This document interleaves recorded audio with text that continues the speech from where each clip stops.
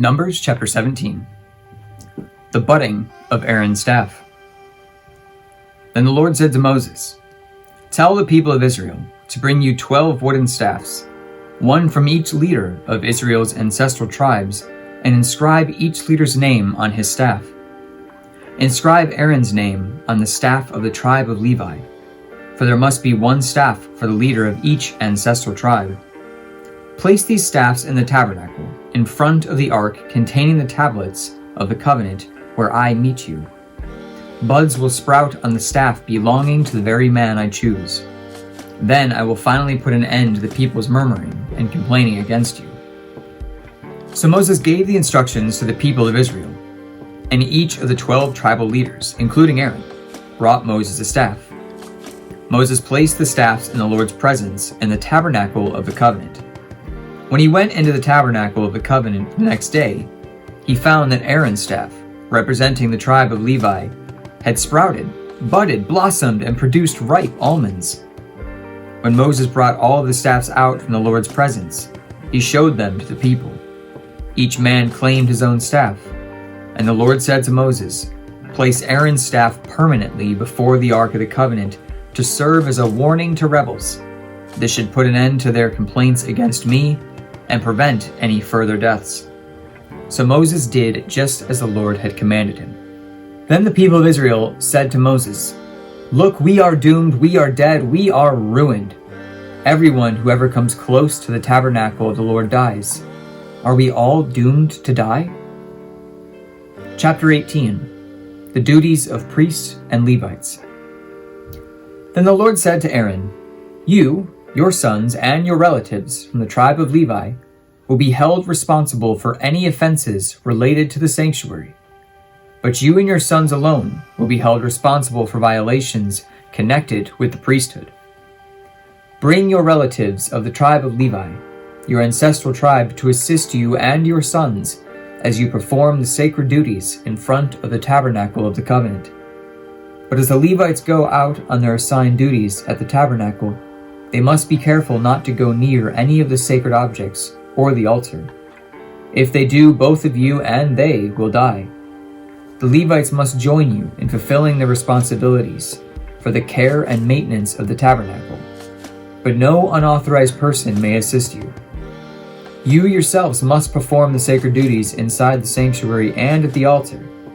If you follow these instructions, the Lord's anger will never again blaze against the people of Israel. I myself have chosen your fellow Levites from among the Israelites to be your special assistants. They are a gift to you, dedicated to the Lord's service in the tabernacle. But you and your sons, the priests, must personally handle all of the priestly rituals associated with the altar and with everything behind the inner curtain. I am giving you the priesthood as a special privilege of service. Any unauthorized person who comes too near the sanctuary will be put to death. Support for the priests and Levites." The Lord gave these further instructions to Aaron. "I myself have put you in charge of all the holy offerings that are brought to me by the people of Israel. I have given all these consecrated offerings to you and your sons as your permanent share. You are allotted the portion of the most holy offerings that is not burnt on the fire. This portion of all the most holy offerings, including the grain offerings, sin offerings, and guilt offerings, will be most holy, as it belongs to you and your sons. You must eat it as a most holy offering.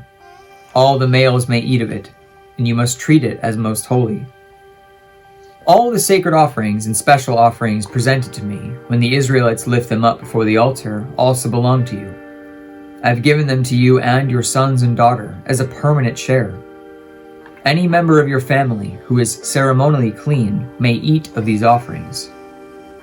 I also give you the harvest gifts brought by the people as offerings to the Lord, the best of the olive oil, new wine and grain. All the first crops of their land with the people present to the Lord belong to you. Any member of your family who is ceremonially clean may eat this food. Everything in Israel that is specially set apart for the Lord also belongs to you. The firstborn of every mother, whether human or animal, that is offered to the Lord, will be yours.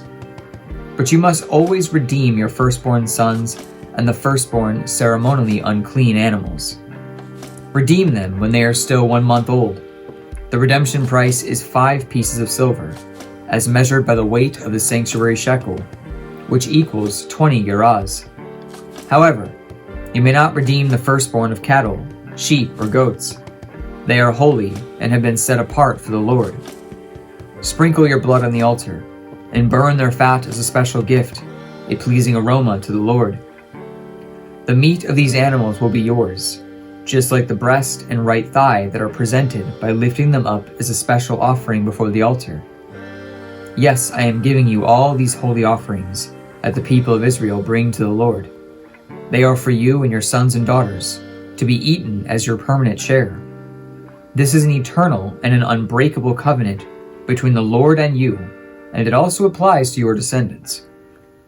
And the Lord said to Aaron, You priest will receive no allotment of land or share of property among the people of Israel.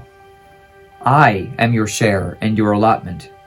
As for the tribe of Levi, your relatives, I will compensate them for their service in the tabernacle. Instead of an allotment of land, I will give them the tithes from the entire land of Israel. From now on, no Israelite except priests or Levites may approach the tabernacle. If they come too near, they will be judged guilty and they will die. Only the Levites may serve as the tabernacle, and they will be held responsible for any offenses against it. This is a permanent law for you, to be observed from generation to generation. The Levites will receive no allotment of land among the Israelites, because I have given the Israelites tithes, which have been presented as sacred offerings to the Lord.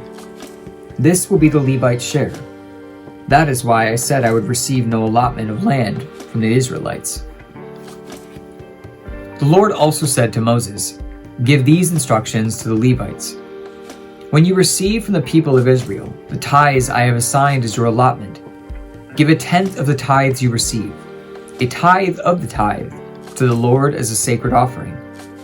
The Lord will consider this offering to be your harvest offering, as though it were the first grain from your own threshing floor or wine from your own winepress. You must present 1/10 of the tithe received from the Israelites as a sacred offering to the Lord. This is the Lord's sacred portion, and you must present it to Aaron the priest. Be sure to give it to the Lord the best portions of the gifts that are given to you. Also, give these instructions to the Levites. When you present the best part of your offering, it will be considered as though it came from your own threshing floor or winepress. You Levites and your families may eat this food anywhere you wish, for it is your compensation for serving in the tabernacle. You will not be considered guilty for accepting the Lord's tithes if you give the best portion to the priests.